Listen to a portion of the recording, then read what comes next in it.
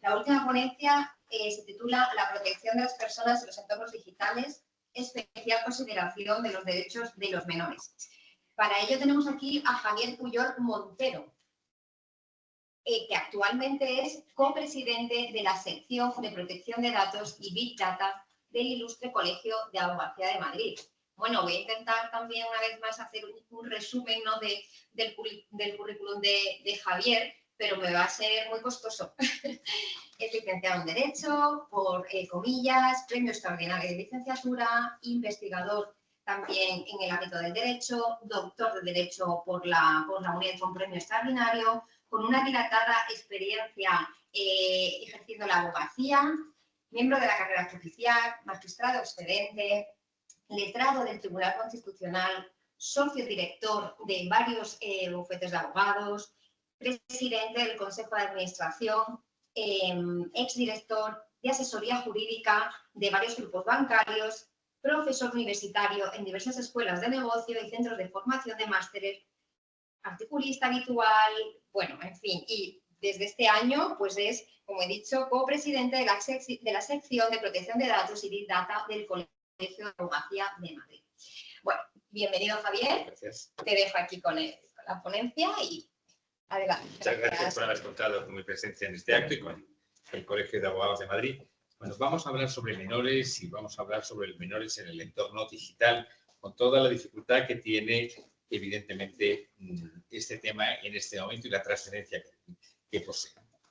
Yo no oculto que en este momento nos encontramos desde el punto de vista jurídico con problemas enormes, desde el punto de vista de la Agencia Española de Protección de Datos, con problemas vinculados también a la Comisión Nacional de Mercados y Competencia, puesto que en este momento se están sancionando, por ejemplo, y pongo un ejemplo que tengo encima de la mesa, es decir, las páginas porno que hay en este país se están cancelando y el problema que hay es que todavía no hay elementos técnicos adecuados, por ejemplo, para verificar la edad de acceso de los menores precisamente a este tipo de historias, ¿no? E incluso normativamente, como veremos en mi ponencia, si nos da tiempo, bueno, pues ya veremos cómo incluso la propia regulación en este momento está en tramitación parlamentaria. Y es que nos encontramos con una situación donde todo el mundo ha puesto el grito en el cielo acerca de las páginas web de porno, pero sin embargo vemos que hay un enorme retraso a nivel institucional, hay un enorme retraso a nivel legal e incluso yo diría que hay un enorme retraso a nivel técnico. Y ese es un poco el panorama que nos vamos a encontrar en la relación con los menores y el acceso a Internet, ¿no? Lo que tenemos que tener en cuenta que fundamentalmente hay un punto de partida y es que la seguridad de los menores en los entornos digitales tiene que ser necesariamente alta y todos tenemos la obligación de vigilar, de poner los medios precisamente para que los menores se encuentren protegidos en los entornos digitales. Parece que en este momento, tras el advenimiento de cloud computing en 2010, la movilidad, es decir, todos parece que tenemos un smartphone de toda la vida y esto no es cierto. Si yo regalo en este momento un smartphone del año 95, lo vais a ver con cara extraña, con unas circunstancias. ¿Esto para qué sirve? ¿No? Porque simplemente un teléfono que sirva para llamar por teléfono, pues parece mentira, pero no es de utilidad. En este momento, si no podemos conectar con WhatsApp, si no podemos tener aplicaciones, si no podemos revisar el correo electrónico, evidentemente todo eso no tiene, ese teléfono no tendría ningún sentido. Bueno, pues hoy en día, esa movilidad que nace en 2010 con cloud computing, bueno, pues lo que nos encontramos básicamente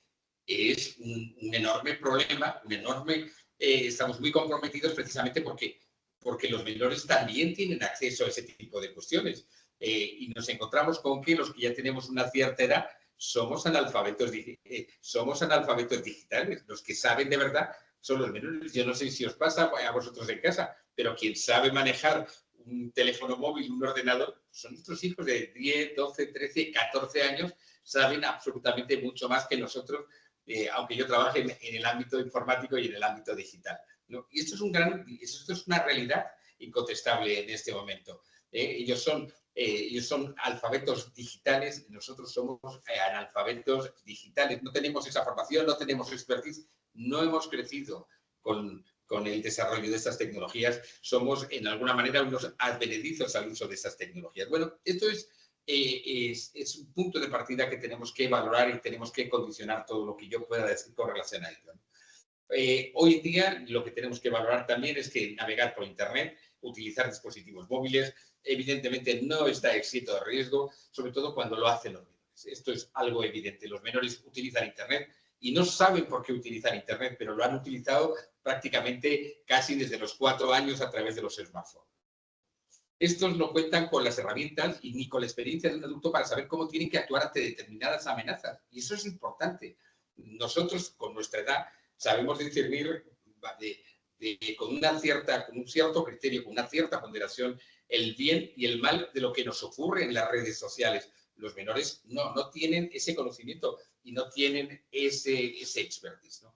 Entonces, claro, lo que tenemos que partir es que la mayoría de que el uso de Internet hoy en día es un uso muy común, que la mayoría de la población, por ejemplo, tiene acceso desde múltiples dispositivos, lo que le va a facilitar sobre todo es navegar sin ningún tipo de obstáculo. Eso es una realidad y que es evidente que Internet, pese a lo que nos ha transformado la vida, evidentemente conlleva también unos riesgos importantes. Yo me gustaría también poner encima de la mesa algo que es importante, y es que si echamos la vista atrás en el año 2000, cuando verdaderamente Internet llega al gran público, se convierte en un elemento de uso de todos los usuarios, nos transforma la vida. Es decir, hoy en día, si nosotros vamos en el coche y queremos venir a la calle, no sé qué, de Buyaque, si no tenemos el GPS, pues la verdad es que nos perdemos. Eso es así. ¿Pero qué ocurre? Que hoy en día lo utilizamos para todo. Pero aquí hay un elemento novedoso que también tenemos que tener muy presente, y es la inteligencia artificial. Si la Internet nos cambió la vida, y nos cambió la vida de una manera muy importante, la inteligencia artificial en este momento nos va a cambiar la vida multiplicada por 5, porque va a afectar a todos los sectores. Yo me remito, por ejemplo, a esta noticia sensacionalista, pero desgraciada, que surgió relativamente hace unos meses con relación al Almendralejo, en el cual unos compañeros de un instituto se dedicaban a fotografiar a las compañeras. Bueno, y no cuento el final porque yo creo que lo conocéis casi todos, ¿no? Claro, eso es inteligencia artificial y afortunadamente eso se tiene que prohibir necesariamente. Pero esta es la realidad a la cual nos vamos a encontrar con esas aplicaciones y otras de ese tipo, de ese calado. Esto no significa que tengamos miedo a la tecnología, pero que tenemos que ser conscientes de que efectivamente la tecnología conlleva estos riesgos y no es oro todo lo que reluce, tiene evidentemente peligros que tenemos que tener en cuenta. El gran peligro de todo esto, ¿cuál es? Que los niños accedan a contenidos absolutamente inapropiados para su edad, que no solamente lleguen a estos contenidos de carácter inapropiado, sino que puedan contactar con personas que evidentemente les puedan hacer daño. Personas cuyo trato, cuya finalidad, cuya voluntad sea fundamentalmente aprovecharse de estos menores, precisamente aprovechando esa falta de conocimiento y esa falta de experiencia en el uso de las nuevas tecnologías. Por tanto, hay que tener en cuenta que lo que tenemos que valorar es que un mal empleo de las nuevas tecnologías, sin lugar a dudas, va a afectar al desarrollo cognitivo de los menores. En muchos casos no están preparados para asimilar los contenidos que existen en la red y además, fundamentalmente, no solamente ya nos encontramos con esas relaciones complicadas que pueden tener las redes sociales, sino que es que nos vamos a encontrar con pedófilos. Nos vamos a encontrar con gente que evidentemente va a querer hacer daño de manera directa, de manera despiadada de dichos menores. Y por tanto, es importante tenerlo muy presente. Además, fijaros que las redes sociales también suponen no solamente el uso educativo, académico, ordenado dentro de los colegios, sino que evidentemente lo que estamos haciendo es que a través de redes sociales estamos sacando la tecnología fuera de los colegios y sin los límites que el sistema educativo puede imponer en cada momento. Se dice que las empresas dueñas de las plataformas en este momento están implementando medidas de protección. Es evidente y yo creo que somos conscientes de que esas medidas de protección, visto lo visto en redes sociales, en páginas web de todo tipo de pelaje, pues sin lugar a dudas, hoy por hoy esas medidas son completamente insuficientes. Entonces, por tanto, es imprescindible, yo creo que es la finalidad de este proyecto de ley que en este momento está en la tramitación en el Congreso de los Diputados, es establecer un buen marco legal que permita la defensa efectiva de los menores de edad pues, a través de un papel estelar que tienen que ser los padres. Fundamentalmente son los padres quienes tienen que asumir esta defensa jurídica y, por tanto, es necesario establecer herramientas, es necesario establecer mecanismos defensivos que de manera adecuada fundamentalmente protejan a los menores del uso de la tecnología. Fijaros que la relación de los menores con el uso de la tecnología hoy es muy complicada, porque el uso de Internet, desde luego, ya se considera como un elemento absolutamente universal. Por ejemplo, fijaros que en algunos datos que he podido recoger, el 98% de los niños y niñas entre 10 y 15 años utilizan Internet de manera habitual, sin ningún tipo de cuestión. Es decir, utilizan el teléfono móvil, utilizan el smartphone, con lo cual utilizan todos los contenidos vinculados a ese smartphone, entre ellos, sin lugar a dudas, Internet. Con lo cual, este es un primer problema. Incluso, por ejemplo, esta relación en 2021 todavía se ha visto incrementada porque estábamos hablando de un 93, un 96% de niños que están accediendo fundamentalmente a la informática con estas edades. Con lo cual, esto es un problema, no es un problema teórico, sino que es un problema real, donde poniendo los pies en la tierra nos damos cuenta de efectivamente de la trascendencia.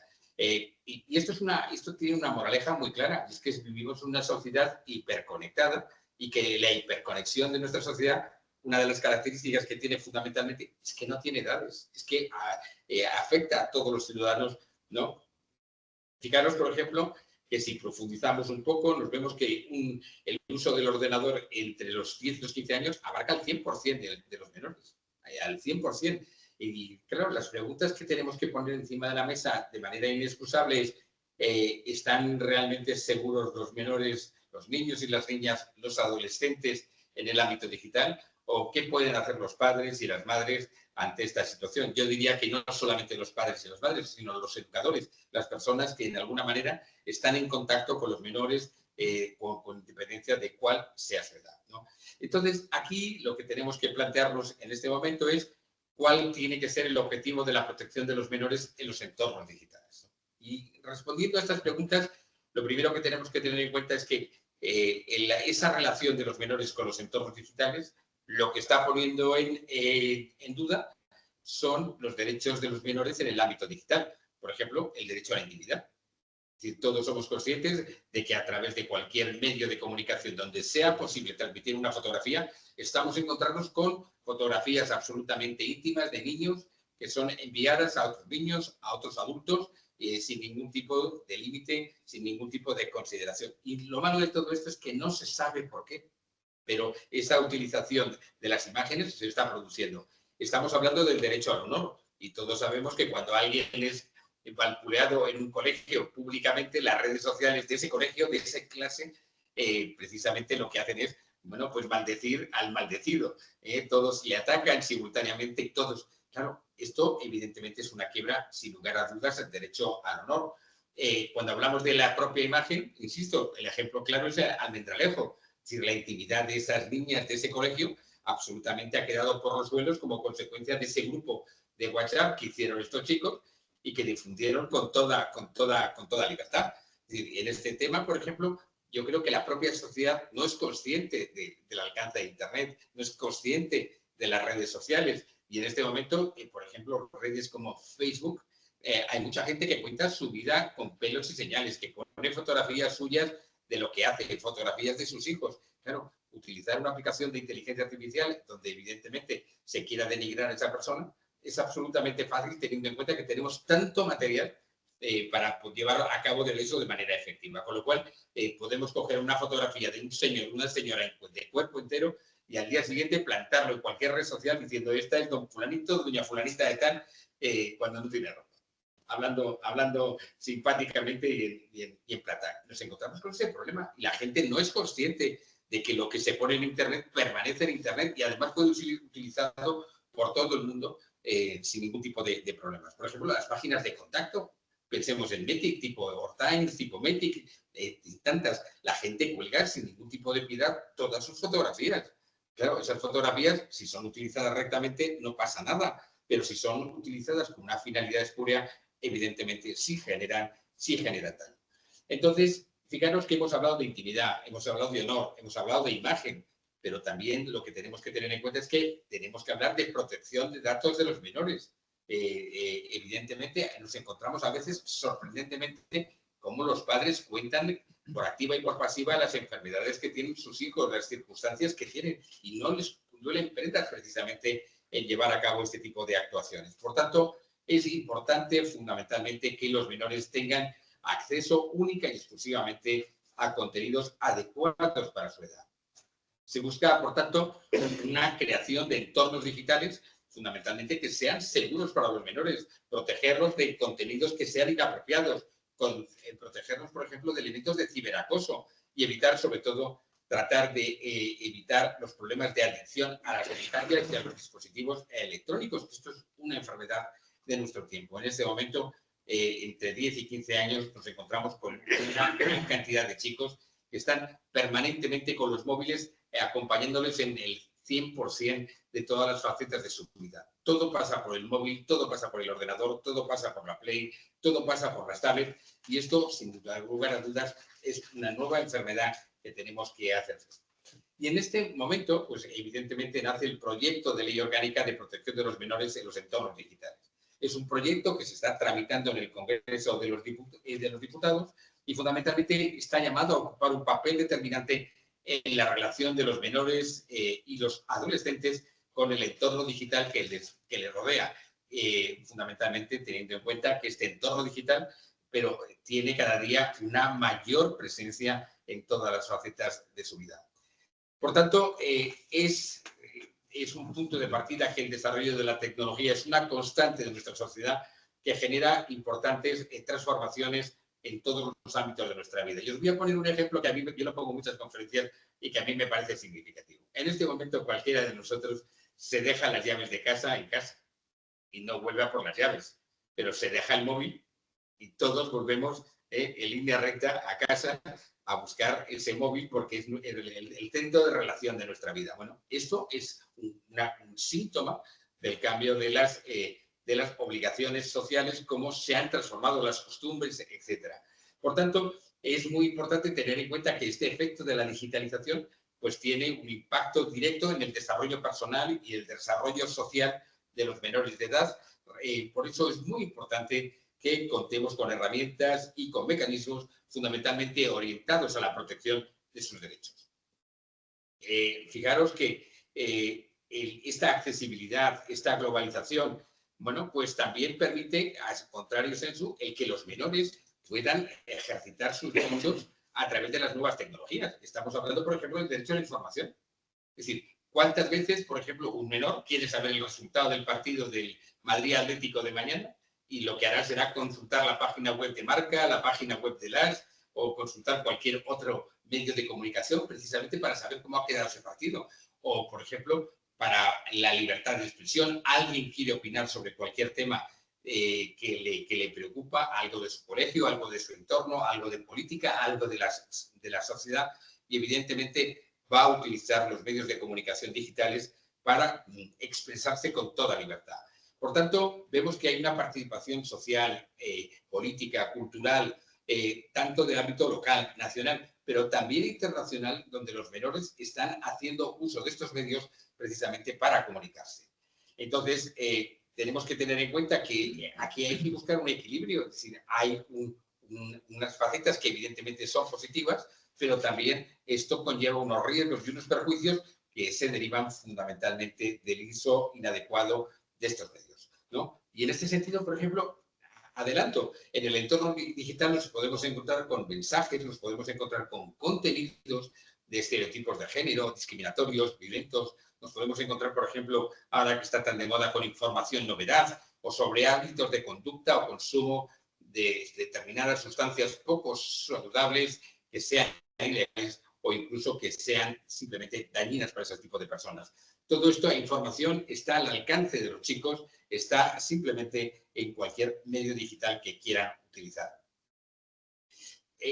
Todo esto, pues evidentemente, ¿qué conlleva? Fundamentalmente que el uso inadecuado de los medios y de los dispositivos digitales lleva consigo, por ejemplo, que puedan aparecer problemas más que evidentes en el ámbito de la salud, tanto físicos como psicológicos, como simplemente de carácter emocional.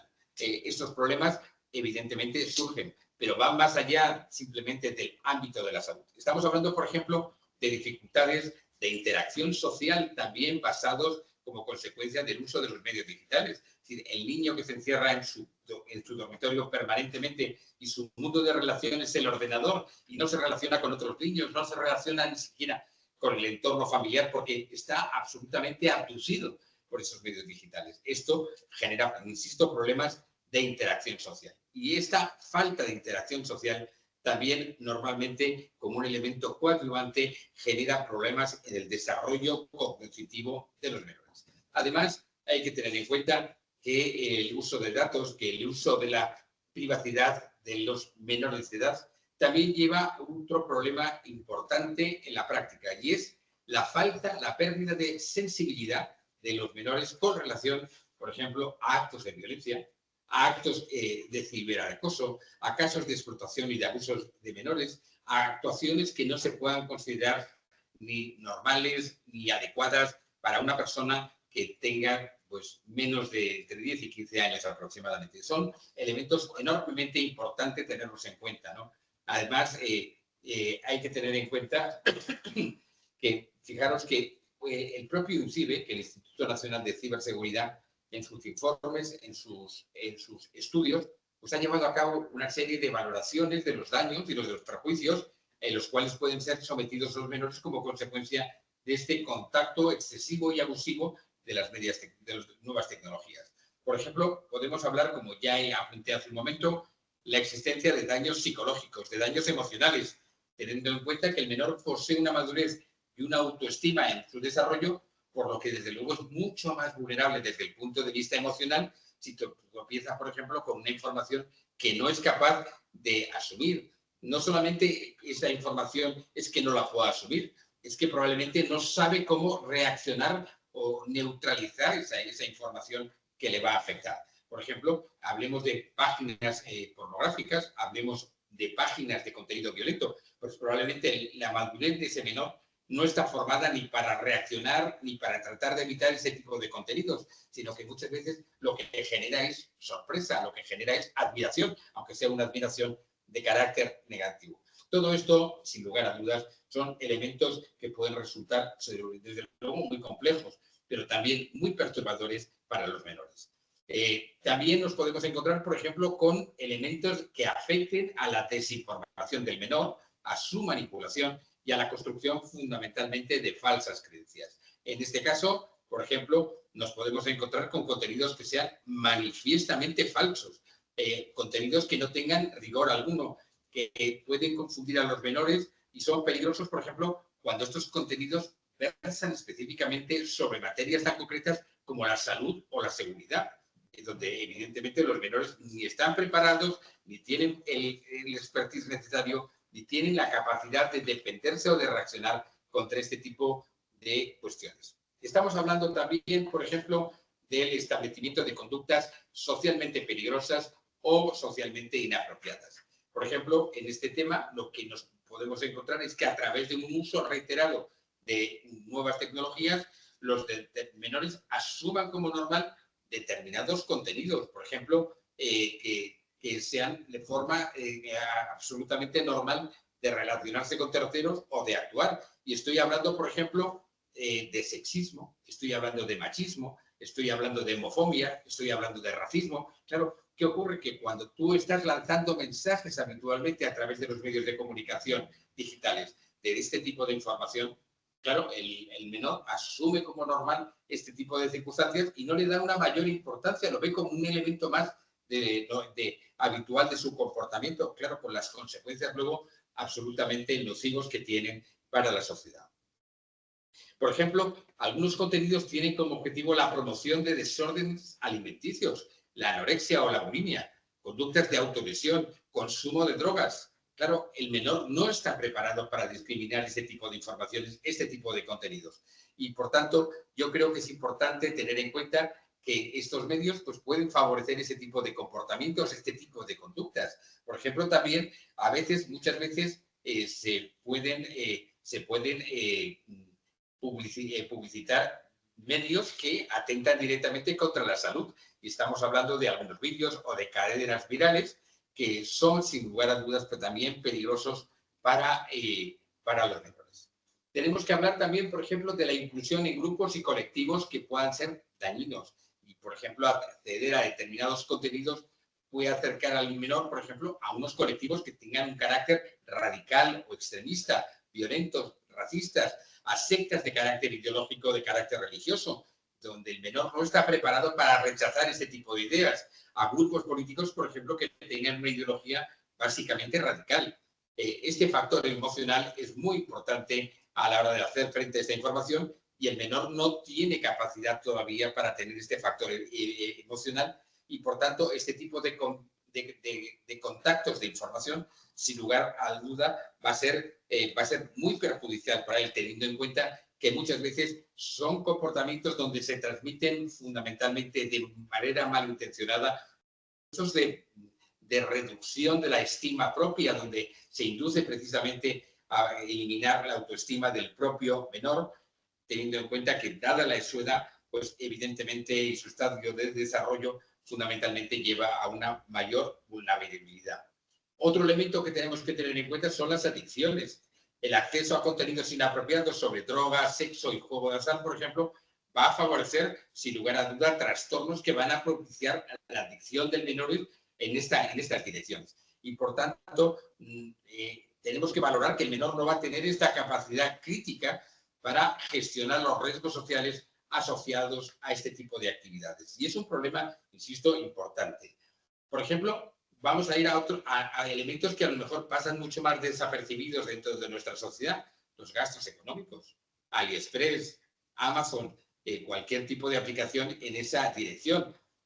Los fraudes o los intentos de engaño destinados a estafar a los usuarios para hacerse con su dinero o, por ejemplo, hacerse precisamente con sus datos de carácter personal, les puede llevar a pérdidas económicas directas, ¿no? Por ejemplo, yo creo que el ejemplo más claro lo estamos viendo en los juegos, en las suscripciones a los SMS Premium, que es algo que verdaderamente patológico que se lleve a cabo con relación a estos menores. Pero tal como decía antes, en este momento las grandes plataformas tecnológicas están comercializando todo tipo de productos a través de diferentes redes. Claro, los menores no saben discriminar aquello que les conviene y aquello que no les conviene, con lo cual todo lo que les entre por los ojos lo van a comprar, lo van a querer adquirir.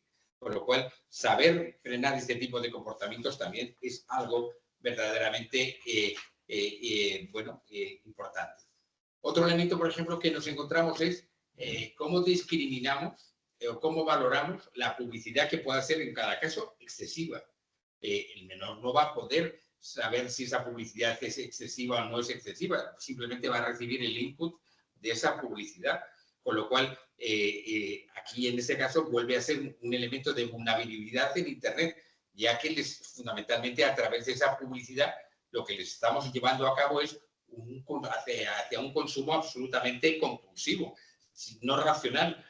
Por ejemplo, esto no solamente son bienes, mercaderías o servicios, sino que, por ejemplo, proyectémoslo evidentemente sobre compras de videojuegos y aplicaciones. El menor no sabe si es barato o es caro, no sabe las circunstancias en las cuales se está comprando ese videojuego. Lo que sabe es que le ha traído ese videojuego, que quiere tenerlo y que quiere ser parte integrante del escenario de ese videojuego. Y esto, evidentemente, también lleva la necesidad, como decía hace un momento, de consumir impulsivamente. En todo caso, pues, por ejemplo, tenemos que plantearnos si es que la publicidad a través de los medios digitales evidentemente es adecuada para los menores. Tenemos que filtrar, y no solamente ya a través de autocontrol, que establece simplemente unos planteamientos generales, es que tenemos que filtrar la publicidad precisamente para poder ponderar adecuadamente si esa publicidad es adecuada o no es adecuada para los menores. Por tanto, es necesario, sin lugar a dudas, avanzar en las medidas de protección de la infancia, de la adolescencia, de la juventud, fundamentalmente orientadas hacia un entorno digital que necesariamente tiene que ser mucho más seguro y que además tiene otra pauta característica, y es que todos estos medios digitales evidentemente tienen que coadyuvar fundamentalmente en un desarrollo integral de los menores, evitando cualquier clase de riesgos, cualquier clase de peligros, desde ámbitos científicos hasta ámbitos educativos. Y, por tanto, todos estamos comprometidos precisamente a garantizar la seguridad y el desarrollo integral de los menores. También es importante, cuando hablamos de medios digitales, parece que estamos hablando del diablo, ¿sí? Que solamente falta pues, que cada vez que viene Internet aparezca un dragón o un demonio rojo con cuernos y con un tenedor pinchando a los menores. No, yo creo que la solución no es demonizar los medios técnicos, porque los medios técnicos forman hoy en día parte inexcusable de nuestra sociedad. Lo que hace falta es formar adecuadamente a los menores en una educación digital sólida, clara, contundente, de tal manera que tengan, desde el momento primario en el cual se relacionan con estos medios, la capacidad de discernir, que sepan utilizarlos, que sepan, evidentemente, apartarse de aquellas actitudes que no sean absolutamente correctas o presentables con relación a ellos. Fundamentalmente, tenemos que tratar de evitar los daños psicológicos que los medios están causando a los menores, fundamentalmente teniendo en cuenta dos elementos que vengo repitiendo: el impacto emocional y el impacto cognitivo que tienen estos medios en el desarrollo integral de los menores. Vamos a valorar también los riesgos de los menores en los entornos digitales, ¿no? Yo creo que todos somos conscientes, yo lo he dicho al comienzo de la intervención, que evidentemente Internet fue un gran cambio, un gran salto en el vacío con relación a cómo vivíamos y cómo vivimos. Es decir, los primeros ordenadores personales realmente que se podían conectar a Internet nos cambiaron la forma de trabajar. Yo puedo contar una anécdota que es curiosa. Yo soy magistrado de carrera, estoy desde hace muchos años, pero probablemente fue el primer juez de este país que utilizó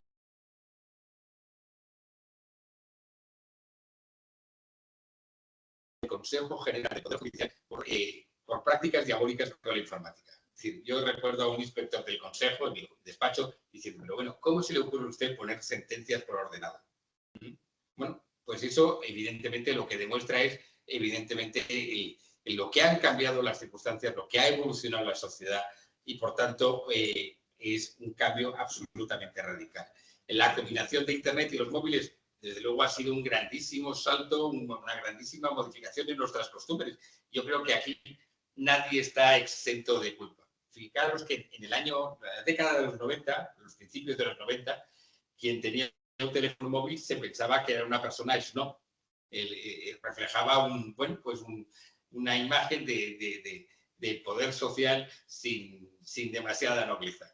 Bueno, hoy en día yo creo que hay que preguntar, que levante la mano quien no tenga un móvil asociado a su vida, que prácticamente, y la pregunta siguiente sería, ¿quién no tiene un segundo móvil asociado a su vida? Es algo absolutamente connatural y absolutamente normal.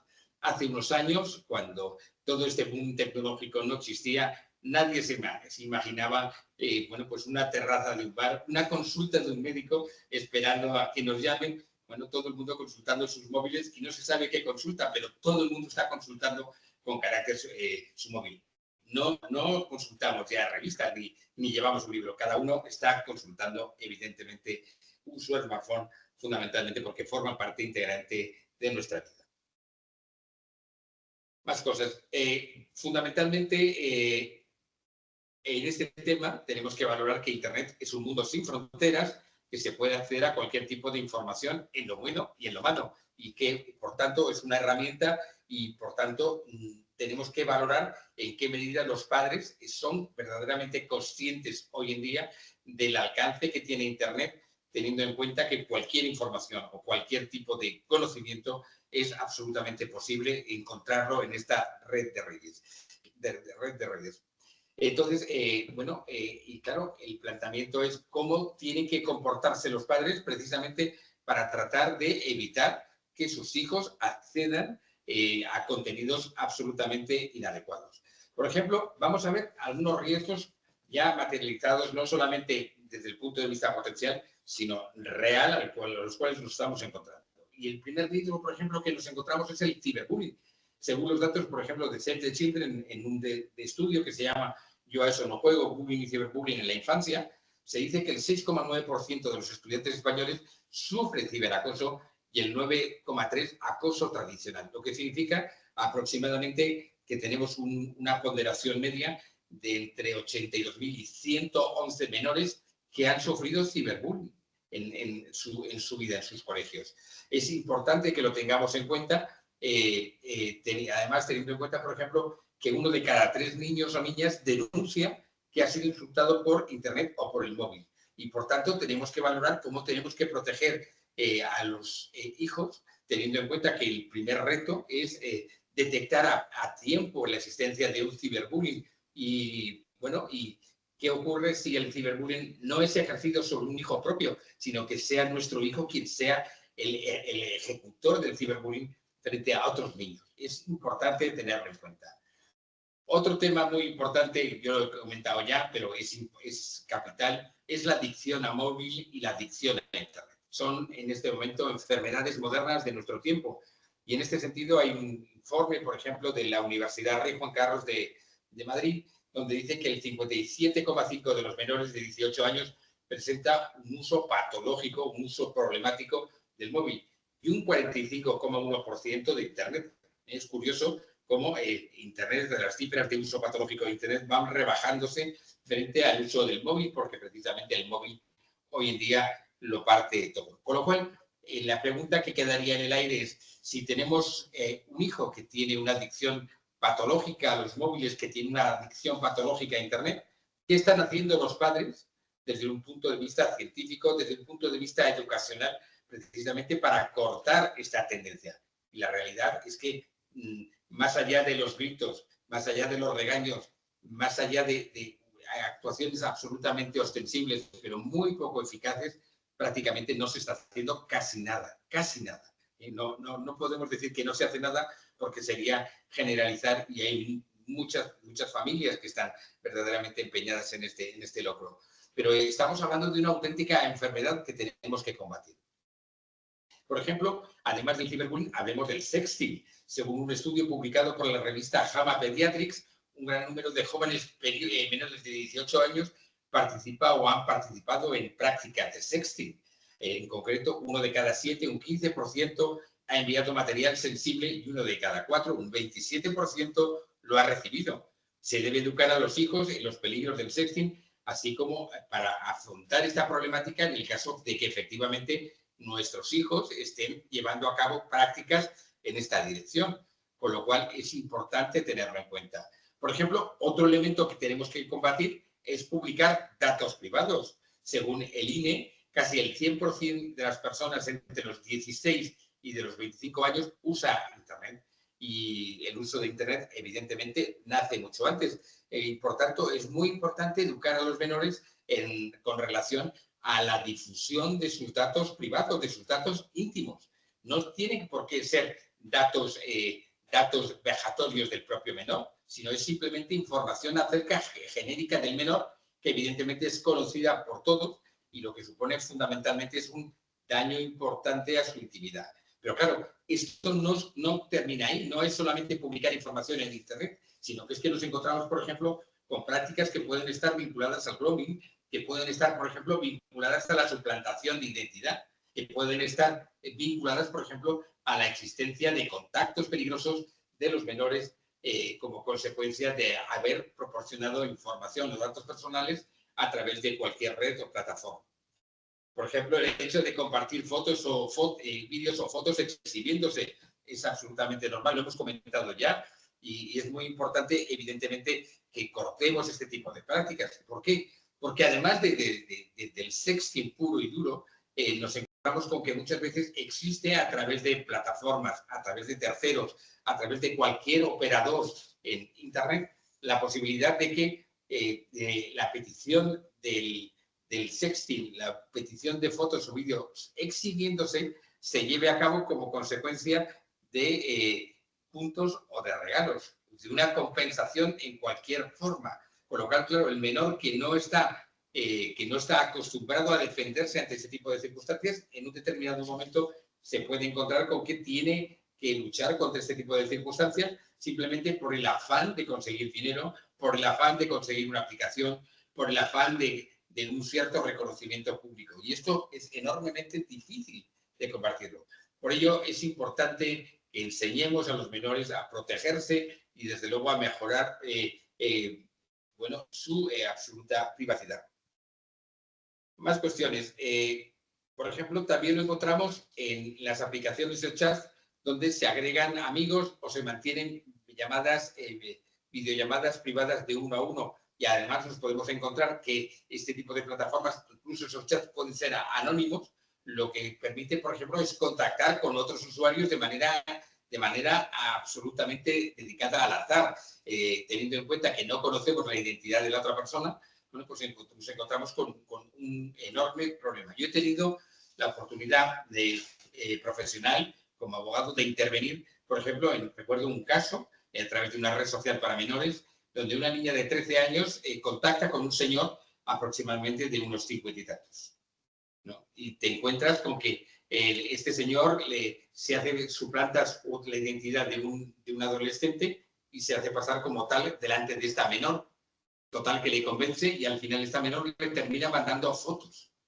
¿Qué ocurre? Claro, esto se hace con independencia de los padres y no siendo consciente dicha menor de las repercusiones que tiene. Claro, al final el tema se investigó y evidentemente aquel señor que suplantó la identidad de otro adolescente para hacerse pasar por una persona de 14 años, pues evidentemente consiguió su propósito, pero se le detuvo y se le castigó. Pero fijaros que además el gran problema que hay es que muchas veces no tenemos colaboración social. Hoy en día, tanto en la Ley Orgánica 1599 como en la Ley Orgánica 3/2018 de 5 de diciembre, la actual de protección de datos, se fija la edad mínima para prestar el consentimiento a los 14 años. Pues en aquel momento, aquella red, teniendo en cuenta que estaba vigente la Ley Orgánica 15/1999, había fijado unilateralmente que el consentimiento lo podía prestar esa menor con 13 años. Con lo cual, la irresponsabilidad de esa plataforma evidentemente es enorme, porque si hay un tema de corrupción de menores, pues evidentemente habría que depurar las responsabilidades que tiene esa plataforma como consecuencia de no haber verificado efectivamente que la menor de edad tenía menos de 14 años y que, por tanto, aunque quisiera, no podía prestar su consentimiento para transmitir ese tipo de fotos en sexting. Bueno, hay detalles que todo este tema se corrobora. Por ejemplo, cuando los hijos pasan mucho tiempo encerrados en el cuarto de baño. El cuarto de baño es un símbolo a través de la cerradura del cuarto de baño de protección y se encierra en el cuarto de baño precisamente pues, para poder mantener un contacto inadecuado que a lo mejor en su cuarto no lo podría hacer porque tiene que compartir su cuarto con un hermano o con otro familiar. Es importante tenerlo en cuenta porque si los padres detectan este tipo de comportamientos, lo que tienen que hacer es poner coto a esa situación, evitando evidentemente que el menor pueda refugiarse en esas instancias privadas dentro de la casa, precisamente para tener contactos inadecuados a través de cualquier dispositivo digital. Lo mismo ocurre, por ejemplo, si el menor pasa mucho tiempo dentro de su habitación. Por tanto, es evidente que tenemos que tenerlo en cuenta. Por ejemplo, también se menciona las compras online sin permiso. Es decir, cuando los niños compulsivamente, lo decía antes, con Amazon o con AliExpress, entre otras, y no es por demonizar estas páginas, pero muchas veces compran a golpe de clic y, por tanto, es importante que los padres, evidentemente, pongan los medios adecuados para que los niños no puedan acceder a este tipo de aplicaciones sin ningún tipo de control. Estamos hablando, por ejemplo, de establecer números PIN que permitan, evidentemente, reducir el acceso a este tipo de cuestiones. O, por ejemplo, una huella dactilar que limite también la posibilidad de que el niño pueda acceder a este tipo de aplicaciones para llevar a cabo compras compulsivas. Y esto es absolutamente, hoy por hoy, es absolutamente normal. Y no hay que pensar que el menor accede a estas compras compulsivas con mala intención, ¿no? Lo hace por inercia, lo hace inconscientemente. Fundamentalmente quiere acceder y quiere buscar productos, fundamentalmente una lista de compras que es muy seductora y en el momento en que encuentra un producto que le atrae, pues evidentemente va a hacer el pago sin ningún tipo de limitación. Por tanto, esto es un tema que tenemos que cuidar.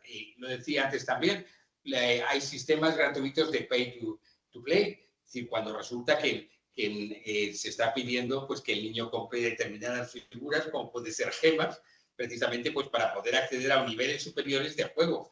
Cuando se le exige que el niño acceda fundamentalmente a un nivel premium, porque los límites de tiempo de juego, los movimientos, la forma en que tiende a jugar, pues evidentemente se le queda escaso, se le queda pequeño y necesita satisfacer esas necesidades de una manera mucho más potente. Y se obliga a través precisamente de esa inducción a sistemas premium alcanzar otros niveles a cambio de la correspondiente contraprestación económica. En todo caso, lo que estamos hablando es del control parental adecuado por parte de los progenitores en el sentido de que vigilen no ya las páginas, por el acceso a páginas porno, a contenidos inadecuados, sino contenidos normales que utilizados inadecuadamente también generan una disfunción en dichos menores. Por ejemplo, cuando hablamos de contenido inadecuado en Internet, esto se concreta, por ejemplo, en violencia, en pornografía, en juego, en imágenes gore, en todo lo que se nos pueda ocurrir que evidentemente no esté conforme al desarrollo cognitivo y emocional del menor. Y por tanto, lo que tenemos que tener en cuenta es que esos controles parentales hoy por hoy están fallando. Y estamos hablando de que aproximadamente un 90% de los niños y un 70% de las niñas entre 13 y 14 años ha accedido pues a contenidos porno, no con carácter habitual, pero sí con carácter eventual. Con lo cual, esto demuestra que en este momento no hay una concienciación familiar suficientemente potente para impedir que los menores, a través del uso de dispositivos digitales, entren en contenidos que son inadecuados. Pues, y de todas maneras, como decía antes, en este momento ni legal, ni técnicamente, ni socialmente, probablemente todavía estamos suficientemente preparados para cortar esta enorme lacra social que en este momento estamos atravesando. Y por eso es importante realmente transmitir a la sociedad, transmitir a las familias, transmitir a los centros educativos que esto tiene que formar parte de la educación habitual de los menores en edad escolar. No es algo que se tenga que radicalizar en un núcleo aislado, en un núcleo concreto, sino que es una información transversal que tiene que afectar fundamentalmente a todo el contenido de la educación que reciba un menor. Fijaros, por ejemplo, que hay ciertos tipos de contenido que, una vez visualizados por los menores, que pueden llegar incluso a afectar a personas adultas. Con lo cual, si vemos un contenido que en un determinado momento es traumatizante, por ejemplo, porque son escenas excesivamente violentas, escenas sangrientas, escenas absolutamente con una crisis total de valores, afectan a los adultos. Fijaros cuando lo vea un menor que no tiene ni la experiencia ni la formación adecuada para poder digerir y gestionar adecuadamente esos contenidos. Con lo cual, esto sí que es problemático. Y en ese sentido, por ejemplo, una recomendación que a veces dan los psicólogos y que puede tener sentido es que cuando un menor vea un contenido violento, un contenido sangriento, en definitiva, un componente inadecuado para la edad del menor, se le asemeje a aquellos vídeos que han generado miedo y que no les hacen perturbar sus horas de sueño. Decir, mira, este tipo de vídeos violentos o sangrientos lo que genera son miedo, por lo cual no lo veas porque verdaderamente luego te vas a ver afectado y vas a estar soñando toda la noche con cosas que verdaderamente te van a hacer perder el sueño. Por ejemplo, tenemos que valorar el papel de los pederastas con el grooming, con el abuso sexual a menores en Internet. Y esto es importante, porque los pederastas, en alguna manera, lo que hacen es acercarse a través del anonimato de Internet a los menores precisamente para acercarse a dichos menores. Estos delitos se han triplicado, se han disparado. Es decir, yo siempre pongo un ejemplo que me parece importante, y es que todos tenemos la experiencia de una comunidad de propietarios y siempre nos encontramos con un vecino raro que se obsesiona con la basura, con el perro del vecino, con el vecino de abajo, del de arriba, con el de la derecha, con el de la izquierda, con la casa del portero, con el portero, con quien sea. Claro, ¿qué ocurre? Que es evidente que tenemos enfermos sexuales, muchos enfermos sexuales en nuestra sociedad, personas que no se encuentran debidamente diagnosticadas. Con lo cual, todo esto incrementa el riesgo fundamental de peligro para los menores. Y esto es algo importante que tenemos que valorar y, por tanto, la media de las medidas de protección, las herramientas de garantía de los menores y las herramientas que tenemos que entregar a los padres precisamente para que vigilen el comportamiento de los menores, fundamentalmente tiene que ir hacia un grado de salud mental medio, porque nos vamos a encontrar precisamente con gente que evidentemente va a estar muy por encima de la media y va a generar unos problemas que tenemos que valorar muy. Entonces, tenemos la necesidad de detectar esta situación fundamentalmente y de enseñarle a los chicos cómo se tienen que proteger. También, por ejemplo, es importante los contactos peligrosos en redes sociales. Por ejemplo, estamos hablando de contactos o perfiles que sean falsos. Es decir, gente que no es que suplante la identidad de otro, es que dice que se llama Juan y se llama Pepe, dice que es arquitecto y es un señor que es astronauta. Bueno, yo creo que es importante que nos demos cuenta que esta es la realidad de nuestras redes sociales y que, por tanto, estamos hablando de que un 3%, por ejemplo, de los perfiles que existen en Facebook son falsos, el 15% de los perfiles en X y el 8% de los perfiles en Instagram probablemente no son reales, son completamente ficticios.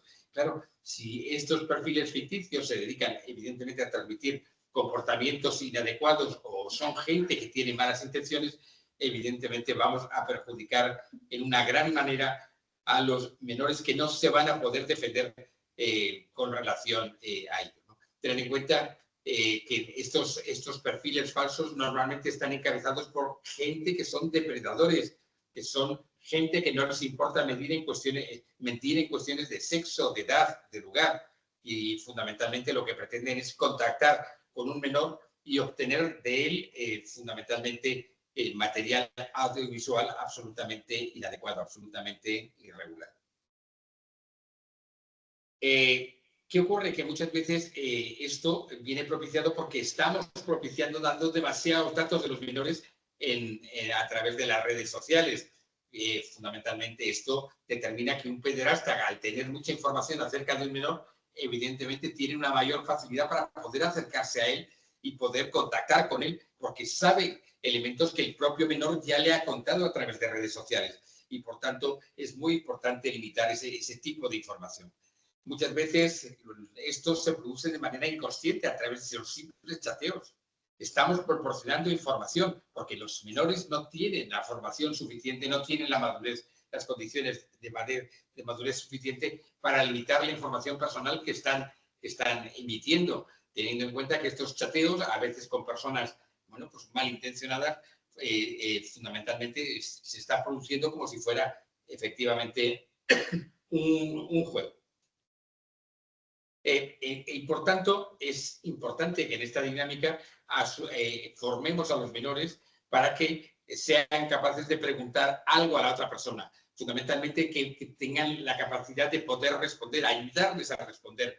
Fundamentalmente, que sepan, que sean capaces de discriminar con relación a los mensajes recibidos y que, por tanto, en un determinado momento, ante un mensaje raro, ante un mensaje sospechoso, ante un mensaje inadecuado, pues perfectamente se pueda desconectar esa comunicación, es decir, que el menor no caiga en engaños y que vayan a comprobar, fundamentalmente que aprenda a comportarse cuando esté absolutamente solo. Esto con los menores en general es relativamente sencillo. Probablemente dentro del arco de edad de los menores el gran problema son los adolescentes, que presentan una problemática completamente diferente a los menores. Pensemos, por ejemplo, con los menores de 14 años. Fundamentalmente teniendo en cuenta que de los adolescentes quieren que se les respete su privacidad, pero también que se les respete su más absoluta intimidad. Y esa falta de conocimiento y esa falta de experiencia unida a este respeto a ultranza a la privacidad y a ese deseo de intimidad, lo único que hace es propiciar que sean carne de cañón para ser mucho más vulnerables de cara a depredadores, de cara a pederastas, de cara a personas absolutamente malintencionadas que quieran obtener cualquier tipo de beneficio con relación al trato con los mismos. Por tanto, es importante también que con los adolescentes les formemos en el sentido de que no tengan miedo a enfrentarse con este tipo de situaciones, que sean capaces de desconectar, de no asustarse, de enfrentarse fundamentalmente, pues para afrontar este tipo de situaciones. Por ejemplo, hay un caso que en la práctica se está produciendo con cierta frecuencia y es cuando alguien envía a un adolescente, a un menor, fotografías suyas y le dice, mira, te he mandado un archivo con fotografías mías, pero si lo abres, automáticamente voy a espolvorear un virus por todo tu ordenador, por todo tu disco duro del ordenador.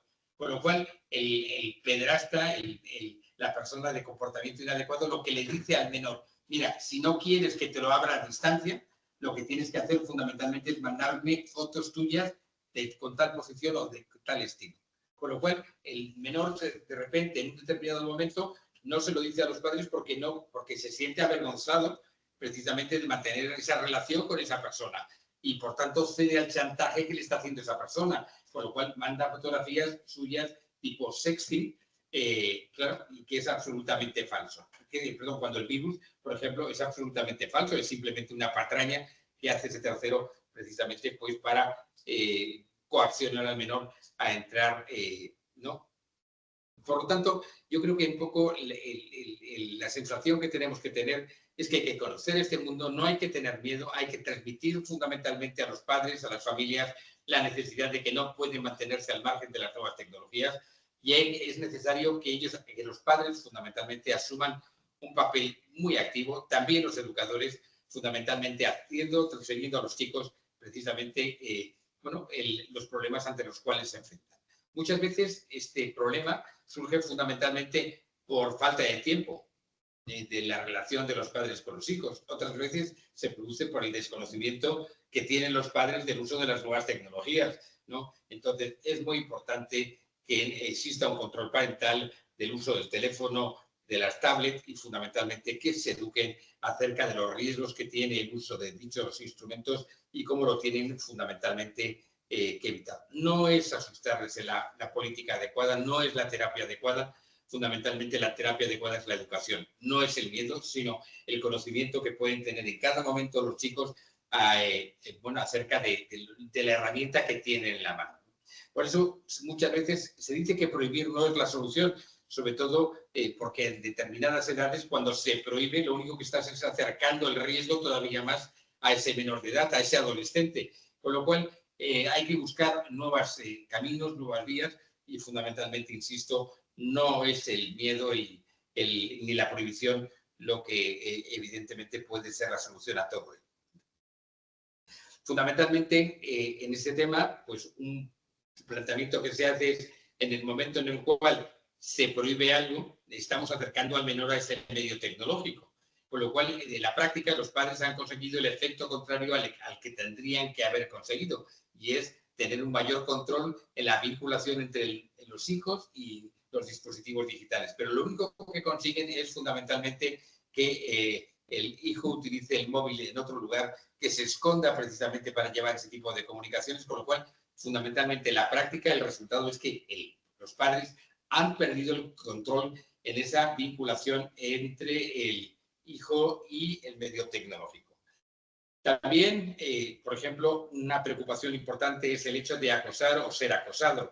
Y en este caso, por ejemplo, el anonimato que genera Internet, bueno, pues sin lugar a dudas es otro factor importante de riesgo. Y por tanto, es importante saber si nuestro hijo está siendo acosado o si por el contrario nuestro hijo está acosando a un tercero, que muchas veces los padres no lo saben y sin embargo el mayor depredador es tu propio hijo, que verdaderamente está haciendo un daño inconmensurable a un tercero y no se sabe la razón por la cual está haciendo ese daño. Entonces es importante, sobre todo, ser conscientes de que también tenemos que controlar a nuestros propios hijos con relación al daño que pueden hacer a terceros, sobre todo cuando ese hijo actúa fundamentalmente en grupo frente a un tercero. Es algo que es importante y que no se puede perder de vista, porque evidentemente no siempre los hijos no van a ser las víctimas de terceros, sino que pueden ser los autores materiales de un daño precisamente a otros menores de edad, ¿no? Hay que tener en cuenta, por ejemplo, que hay que saber diferenciar lo que es bromear con alguien en un determinado momento, que alguien puede hacer una risa con un apelativo gracioso, ocurrente y divertido, y otra cosa es no parar de insultar o de faltar el respeto a alguien, lo que demuestra claramente que no le gusta lo que está pasando, y ese ataque sistemático evidentemente está lesionando los derechos de ese tercero.